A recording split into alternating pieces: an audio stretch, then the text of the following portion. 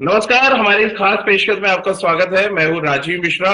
साल 2016 में आखिरी बार पाकिस्तान हिंदुस्तान के दौरे पर आई थी और लगभग 7 साल के बाद एक बार फिर पाकिस्तान हिंदुस्तान की सरजमी पर क्रिकेट खेलती हुई नजर आ रही है। पाकिस्तान ने हैदराबाद में अच्छा प्रदर्शन भी किया, श्रीलंका के खिलाफ एक बड़ा रन चेज किया और अब मुकाबला 14 अक्टूबर को है। अहमदाबाद का मैदान होगा जहां पर हिंदुस्तान और पाकिस्तान की टीमें एक बार फिर आमने सामने होंगी। जो पाकिस्तान और हिंदुस्तान के बीच एक हाइप होता है, वो एक जो जोश होता है, वो थोड़ा कम जरूर नजर आ रहा है। लेकिन हम जैसे क्रिकेट फैंस के लिए या दुनिया के तमाम और क्रिकेट फैंस के लिए एक बड़ा मुकाबला है, एक महामुकाबला के तौर पे इसको देखा जा रहा है। इस मुकाबले के लिए पाकिस्तान कितनी तैयार है और हिंदुस्तान की टीम ने जिस तरह बैक टू बैक 2 मैचेस जीते ऑस्ट्रेलिया और अफगानिस्तान के खिलाफ, उसके बाद कितना बड़ा दावा हिंदुस्तान का नजर आ रहा है। इन सभी मुद्दों पर बातचीत करने के लिए हमारे साथ पाकिस्तान के पूर्व लेग स्पिनर दानिश कनेरिया इस समय मौजूद है। दानिश भाई, जय श्री राम पहले तो, और बहुत बहुत स्वागत है आपका हमारे इस प्लेटफॉर्म पर। आपको भी जय श्री राम और सभी दर्शकों को बहुत बहुत जय श्री राम और नमस्कार। और मेरे ख्याल से इंडिया जिस तरह से वर्ल्ड कप के मैचेस करवा रहा है, it is amazing. Every game is like a thriller. Credit जाता है ग्राउंड स्टाफ को, यहाँ पर मैं बहुत ज्यादा क्रेडिट दूंगा, क्योंकि वो एक मनोरंजन, क्योंकि जो देखिए जो 50 ओवर की क्रिकेट हम देख रहे थे आउटसाइड इंडिया जब भी वर्ल्ड कप हुए, लो स्कोरिंग गेम हुई, लेकिन यहाँ हाई स्कोरिंग गेम हो रहे हैं। 11 से 12 सेंचुरियां बन चुकी है अब तक, विकेटें बड़ी जबरदस्त बन रही है। अक्टूबर का महीना है, इंडिया में पता है कि ड्यू फैक्टर होता है, सेकंड बैटिंग के लिए एडवांटेज है, लेकिन amazing to see the people coming out to the ground and watching this amazing cricketers play. Danish भाई, क्योंकि 7 वर्ल्ड कप के मुकाबले हुए और 7-0 रिकॉर्ड चल रहा है इस समय, अगर हम बात करें वर्ल्ड कप के मैचेस की, 8-0 की तैयारी की जाए, या आपको लग रहा है पाकिस्तान ने जिस तरह से श्रीलंका के खिलाफ रन चेज किया, रिजवान ने जिस तरह की बैटिंग की, असद शफीक ने जिस तरह से पारी की शुरुआत में आके शतक जमाया, फाइट अब्दुल्ला होते कुछ शफीक। जी जी, किस तरह से आप देख रहे हैं? क्या फाइट होते आप देख रहे हैं या 8-0 आपको नजर आ रहा है? यार फाइट तो होगी बॉस। जी देखिए जिस तरह पाकिस्तान ने नेदरलैंड के अगेंस्ट खेला, लोगों ने बोला और मैंने खुद भी कहा था कि यार जी नेदरलैंड के अगेंस्ट आप पूरे 50 ओवर नहीं खेल सकते, आउट हो गए। और नेदरलैंड के सामने जो उनका विक्रम प्लेयर था, अगर वो टिक जी जाता, थोड़ा सा उनके पास वो चीज नहीं है, इंटरनेशनल लेवल का एक्सपीरियंस नहीं है, वो नहीं है, तो पाकिस्तान के लिए काफी मुश्किलात पैदा हो जाती है वो मैच के अंदर। फिर उसके बाद जब श्रीलंका के अगेंस्ट मैच होता है, बात वहीं आती है बाबर आजम। बाबर आजम मतलब कि यार वो अभी उस लेवल नहीं है, क्योंकि वो मतलब हर कोई बंदा कंपेयर करता है, लेकिन जिस तरीके से आप अंडर एस्टिमेट कर देते हैं रिजवान को, अब्दुल्ला शफीक टाइप प्लेयर को, सऊद शकील जो कराची का लड़का है, बच्चा है, जी मतलब दे आर द क्लास। मतलब शोल्डर पे लेके टीम कराते हैं। और 345 चेस करना, वर्ल्ड कप में रिकॉर्ड बना देना, इतना बड़ा रन चेस करना, क्रूशल मैच था, विकेटें गिर गई थी, 2 विकेटें लगातार गिर गई थी, बाबर आजम चले गए, इमाम चले गया, फिर जिस तरह से बैटिंग की गई आई थिंक। और फिर इंडिया की देखे दोनों मैचेस देखे आप, एक ऑस्ट्रेलिया के खिलाफ जिस तरह इंडिया जीता, जिस तरह से Virat Kohli, KL Rahul stand up on the shoulder पे लेके, विराट ने केएल राहुल से पहले इनिंग खिलाई, खुद खेला, इंडिया को जिताया। फिर उसके बाद अफगानिस्तान के खिलाफ रोहित शर्मा की फॉर्म जो है दोबारा आ गई, फास्टेस्ट सेंचुरी कर दी, रिकॉर्ड्स को ट्रम्बल कर दिया। सचिन तेंदुलकर ग्रेट के जो हाईएस्ट सबसे ज्यादा रन्स किए थे, 6 सेंचुरियां थी उनकी, और 7 सेंचुरियां कर दी रोहित शर्मा ने। देखिए दोनों टीमें है ना बड़ी जबरदस्त तैयारी के साथ, मतलब एक अच्छे मतलब कि एक टॉप टॉप क्लास मैच होने वाला है सैटरडे को। It will be a crunch game. 8-0 हो भी सकता है, नहीं भी हो सकता। पाकिस्तान की क्या है कि प्रॉब्लम क्या आ रही है कि पाकिस्तान की जो बॉलिंग है, जो हमेशा से पाकिस्तान की एक हमेशा स्ट्रेंथ रही है, वो डगमगाई है, क्योंकि Shaheen Shah Afridi is not delivering that way they he wants to deliver, जैसी टीम चाहती है कि वो डिलीवर करे। आई डोंट नो कि वो कोई निगल या कोई इंजरी के साथ कैरी करके खेल रहा है, वो बिल्कुल कुछ नहीं पता चल रहा है, क्योंकि फिर नसीम शाह नहीं है। पाकिस्तान ने मिस्टेक्स की है सिलेक्शन में। मैं यहाँ पर आपको आज साफ बात बताऊं, दोस्ती यारी पे टीम बनाएंगे, नियतें साफ नहीं होगी, तो रिजल्ट भी आपको मिलेंगे माइनस में ही मिलेंगे। क्योंकि आपने उसामा मीर को डाल दिया, किस बेस पे डाला? शादाब ने तो सारे मैच खेलने हैं, शादाब और उसामा मीर दोनों लेग स्पिनर नहीं साथ खेल सकते। आपने जो अपना जो है मिस्ट्री स्पिनर अबरार को आपने स्क्वाड में रखा नहीं है, क्योंकि अगर आप चेन्नई वगैरह इन कंडीशंस जहां पर आप 3 स्पिनर खिलाएंगे, वहां पर आपके पास तीसरा स्पिनर मिस आउट कर रहा है। फिर हसन अली की जगह बनती नहीं थी, हसन अली दोस्ती यारी के ऊपर टीम के अंदर आ गए, मोहम्मद हसनैन को गायब कर दिया, शाहनवाज धानी को गायब कर दिया।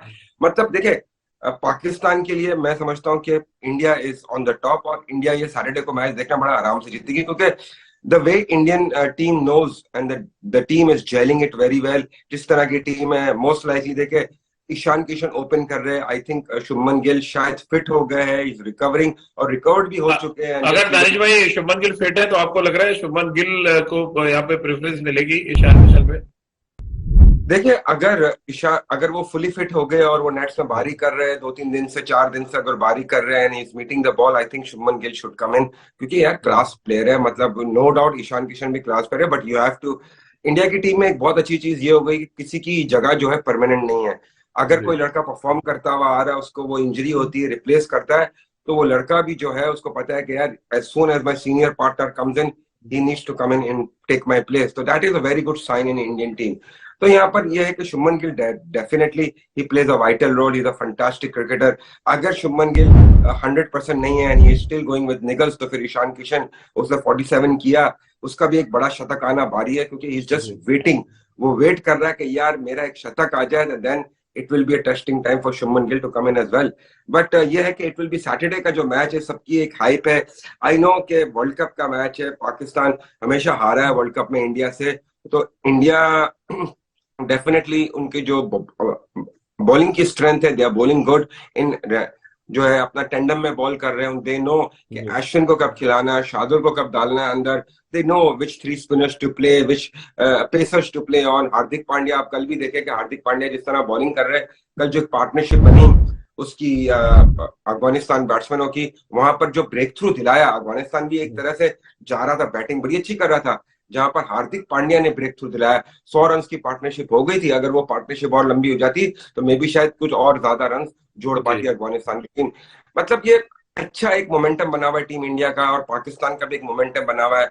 और पाकिस्तान में देखे रिजवान की अगर मैं बात करूं, उस दिन वो बेचारा बैक पेन में है, फिर उसको क्रैम्प्स आना शुरू हो गए, उसके बाद उसको पता था कि यार अगर मैं यहाँ रिटायर होकर जाता हूं तो पाकिस्तान टीम फेल आउट हो जाएगी, आउट हो जाएंगे बाकी लड़के, आके खेलना इतना आसान नहीं है। He stayed over there, back pain में भी, क्रैम्प्स के अंदर भी, दैट शोज कि यार वो लड़के में कितना करेज है, and he wanted to win the game for Pakistan. लेकिन दानिश भाई, जो सवाल तमाम हिंदुस्तान के फैंस हैं और पाकिस्तान के भी, वो एक चीज तो जानना चाह रहे हैं कि हिंदुस्तान के जो टॉप क्रिकेटर्स हैं, रोहित शर्मा, विराट कोहली, ये सारे बड़े अच्छे फॉर्म में आ गए।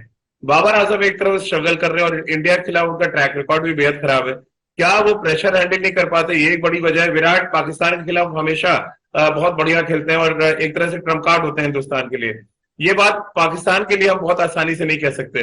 कैसे आप देखते हैं बाबर आजम का हिंदुस्तान के खिलाफ ना चलना, और क्या है इस वजह से एक बड़ा एडवांटेज जो है हिंदुस्तान के साथ है कि उनके स्टार क्रिकेटर्स परफॉर्म कर रहे हैं वर्ल्ड कप में?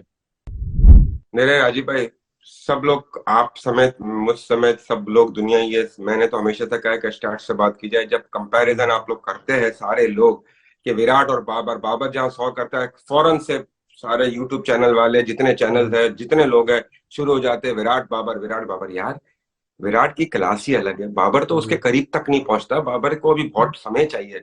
और बाबर जो है जिस तरीके से खेलता है, वो सिर्फ प्रेशर जब नहीं होता है तभी वो खेल सकता है, प्रेशर के अंदर उसकी बैटिंग जो है नहीं चलती है। अक्सर मैंने देखा है कि, अक्सर मैचेस में देखा है कि ही स्ट्रगल्स। आप मुझे बता दें कि विराट कोहली, बाबर आजम और रिजवान ने, एक मैच था इंडिया के अगेंस्ट था एशिया कप में, वो उन्होंने 100 जिता दिया था बैटिंग करके, क्योंकि रिजवान बैटिंग कर रहा था उसके साथ।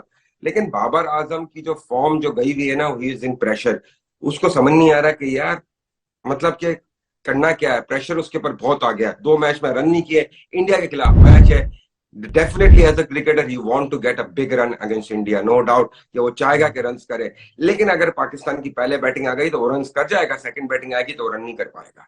ये मैं आपसे लिख के कह देता हूँ, क्योंकि प्रेशर आ जाता है ना, जब प्रेशर उस पर माउंट होता है, he can not do it. आप रिजवान को रन्स करते हुए देखोगे, सऊद शकील को रन्स करते हुए देखोगे, अब्दुल्ला शफीक को रन्स करते हुए देखोगे, लेकिन बाबर के ऊपर जब जब प्रेशर आता है, 300 रन का आंकड़ा लग जाता है, 350 का आंकड़ा लग जाता है, वहां उसके पैर डगमगाते हैं, यार अपने रन्स करो, टीम के रन्स करो, वो वहां फंसा हुआ है।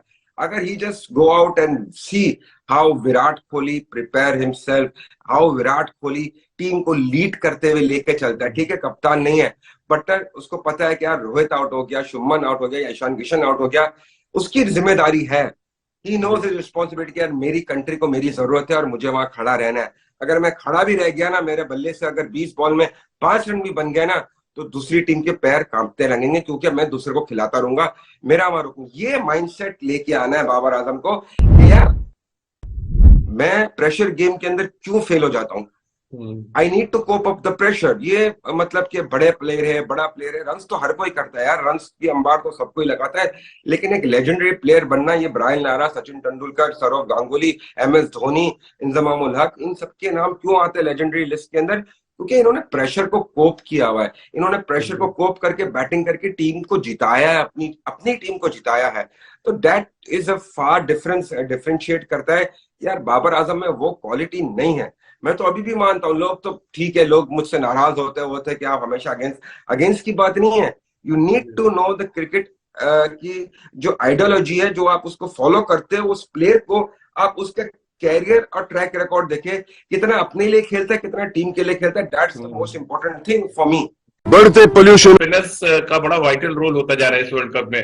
अब क्या कुलदीप यादव, रवींद्र जडेजा, अश्विन एक बड़ा एडवांटेज इंडिया को दे रहे हैं? नवाज और शादाब उस स्टैंडर्ड के स्पिनर नजर नहीं आ रहे कम से कम। क्या यहाँ पर पड़ना जो है पूरी तरह से हिंदुस्तान की तरफ झुक जाता है दिन? देखिए राजीव जी, मैं थोड़ी यहाँ टेक्निकल बात करूंगा। स्पिन की आपने बात की, जो मेरा शोबा है, इंडिया ने एक तो सिलेक्शन बड़ा बढ़िया किया, कुलदीप को लिया, युवी चहल को नहीं सिलेक्ट किया। That's a very good point which selected में, बिकॉज युवी चहल वो बॉल नहीं कर रहा था, कंसिस्टेंस नहीं कर रहा था, चाहे वो 10 ओवर में 70 खा रहा था, 2 ले रहा था, 80 खा रहा था, 4 ले रहा था, लेकिन उसकी उनकी जो रिक्वायरमेंट है मिडिल ओवर में विकेट लेने की, वो पूरी नहीं कर रहा था। ठीक है, उसको पूरी दोस्ती यारी पे जितना जब तक हो सका सहारा मिला उसको बेचारे को, लेकिन उसके बाद एग्जिट किया। कुलदीप ने कमबैक किया, कुलदीप ने डोमेस्टिक में गया, परफॉर्म किया, और जिस तरह का वो रेस्ट स्पिनर है ना, देखिए शादाब भी लेग स्पिनर है, लेकिन शादाब का क्या है कि 2 चीजें हैं। मैं बच्चों को भी कहता हूं कि स्पिनर कभी शोल्डर से बॉल नहीं करता, specially the leg spinners, they only rotate the shoulder, and to get the spin you need the wrist and the fingers to rotate it to get the ball turn.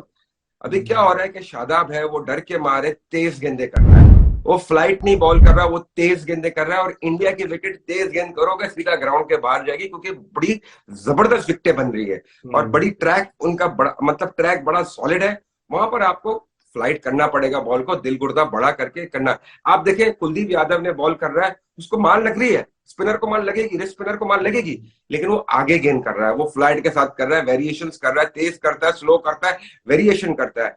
वहां पर जो शादाब है वो चीज में नहीं आ रहा है कि वो अभी जिस तरह शादाब बॉल कर रहा है ना, तो इसके सामने अगर रोहित भी सामने टिक गया ना और शुरू की ओवर गुजार दिया, तो शादाब को बड़ी कुटास लगने वाली है रोहित के हाथों और ईशान के हाथों, अगर ईशान या शुभमन जो भी हो, क्योंकि तेज गेंदे कर रहा है। नवाज का क्या प्रॉब्लम है, नवाज को पता नहीं चल रहा है कि यार मैंने स्पिन करना है कि मैंने तेज गेंदे करनी है।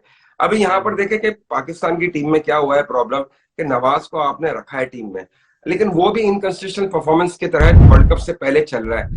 इन कंडीशनों के ऊपर जो एक आपको एक ऑप्शन मिल रहा था, वो मिल रहा था इमाद वसीम का। वो एक ऐसा ऑप्शन था कि वो साला नया बॉल भी जो है ना खतरनाक करता है, वहां बैट्समैन उसको पजल होते हैं खेलना, क्योंकि आपको पता है कि आपके जो नसीम शाह है वो चले गया है, फास्ट इंडिया की ट्रैक है, क्या हम go with the T20 plan, Shaheen और Imad, and then bring in Haris Rauf and then get the other pacer, medium pacer in? ये प्लान नहीं करते ना, ये बस सोचते अजीबो दिमाग से सोचते कि यार नवाज और शादाब को लगा देंगे बीच में आउट कर, लेकिन वो नवाज और शादाब इतनी मार खाएंगे ना, क्योंकि यहाँ का इंडिया की विकेट का कुलदीप को पता है, अश्विन को पता है, जडेजा को पता है। Jadeja very smart cricketer, one of the finest allrounder, उसको पता है कि कहाँ बॉल करना है।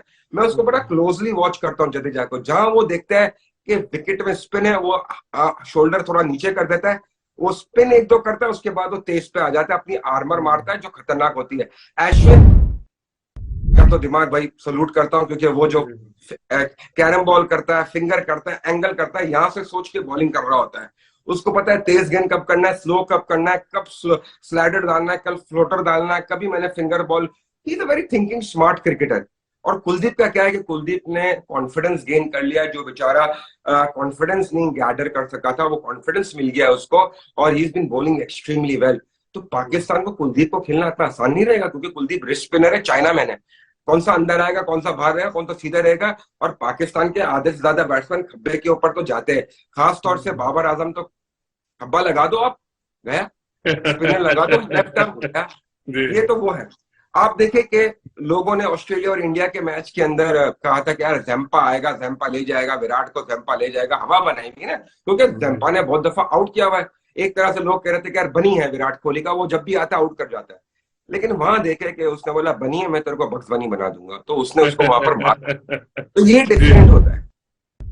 क्या दानिश भाई, आपने कि वो डिफरेंस की बात की, क्या जसप्रीत बुमराह एक बड़ा डिफरेंस है इस वर्ल्ड कप में? दो स्पेल हमने देखे, और अगेंस्ट अफगानिस्तान 4 ओवर में 9 रन, अगेंस्ट ऑस्ट्रेलिया के जो पहला स्पेल उन्होंने डाला 4 ओवर में 12-13 रन उन्होंने दिए थे। ये बुमराह फैक्टर क्या आपको लग रहा है हिंदुस्तान में कोई बड़ा दावेदार बना रहे हैं इस वर्ल्ड कप में? हाँ, बुमराह फैक्टर डेफिनेटली दावेदार बना रहे हैं। आप देखा कंपटीशन शुरू हो गया ना, बुमराह जी। जब आउट ऑफ क्रिकेट था वहां पर सिराज जो है लीडिंग बॉलर के तहत जा रहा था, विकेटें ले रहा था, सिराज सिराज हो रहा था, एक कंपटीशन हो गया, जैसे वसीम और वकार का कंपटीशन होता। वसीम भाई 4 आउट करता था, वकार भाई कहते थे यार 4 आउट करते, मैंने भी 5 आउट करना है। तो ये हेल्दी कंपटीशन होता है टीम के लिए। तो यहाँ पर भी एक हेल्दी कंपटीशन शुरू हो गया, सिराज और बुमराह।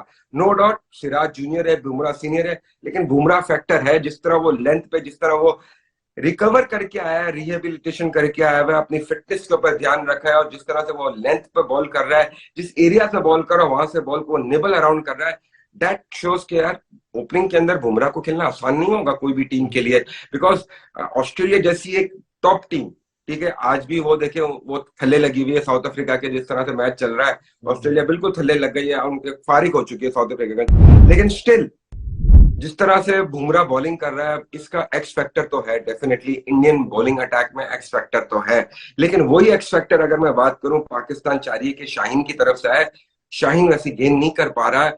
आई don't know what is the reason, उस तरह सा बॉल नहीं हो रहा है कि जिस तरह से बुमराह बॉल कर रहा है, मतलब वो हिला रहा है बॉल को, दोनों तरफ हिला रहा है। बड़ा इंटेलिजेंटली कल उसने जो आउट किया बैट्समैन को, ही ब्रिंग इन अंदर लेके आया अफगानिस्तान प्लेयर को, और वहां से ये गेंद सीधा कर दिया। वहां से वो अंदर खेलने गया, सीधा कॉट बिहाइंड, केएल राहुल ने बड़ा जबरदस्त कैच लिया। लेकिन ये शो करता है कि कितना दिमाग यूज कर रहा है बॉलर। लोग तो बैठ के देखिए राजीव जी, लोग बैठ के एनालिस करते हैं कि यार 4 विकेटें ले ली, कमाल कर दिया। अबे भाई वो तो करेगा ना, बॉलर है। लेकिन आप उसकी मेंटेलिटी पे तो बात करो कि how he thinks and way to bowl, in which areas to bowl, that's the most important thing. Danish भाई, क्योंकि अहमदाबाद में मैच है और मोटेरा में मैच नहीं, अब नरेंद्र मोदी स्टेडियम में मैच होना ही है। एक तो बड़ी तैयारी है कि 40 मिनट पहले जश्न होगा, सब कुछ होगा। इंडियन टीम की तैयारी की अगर बात करें और पाकिस्तान की बैटिंग स्ट्रेंथ को देखते हुए, आप क्या सजेस्ट करेंगे? आप शार्दुल ठाकुर के साथ जाना पसंद करेंगे या आप अश्विन को बैक दोबारा से टीम में ले आएंगे? देखिए जी राजीव जी, सबसे पहले तो श्री नरेंद्र मोदी जी की स्टेडियम में मैच है, तो मैं हाँ। यहाँ पर थोड़े से टप करूंगा गुजराती में कि मारा बदा गुजराती वासो अहमदाबादियो 14 તારીખે જવાનું છે બધાને સ્ટેડિયમમાં जी, मैच જોવાના માટે। ये गुजराती में कहा, आपके दर्शक जो गुजराती होंगे वो समझ समझ जाए। जाएंगे। जी।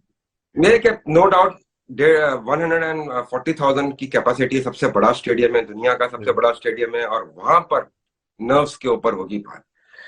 बहुत कम ग्रीन फ्लैग्स होंगे, बहुत ही कम तादाद में, मतलब गिने चुने, और पूरा का पूरा जो ग्राउंड है वो ट्राई वंदे कलर। मातरम।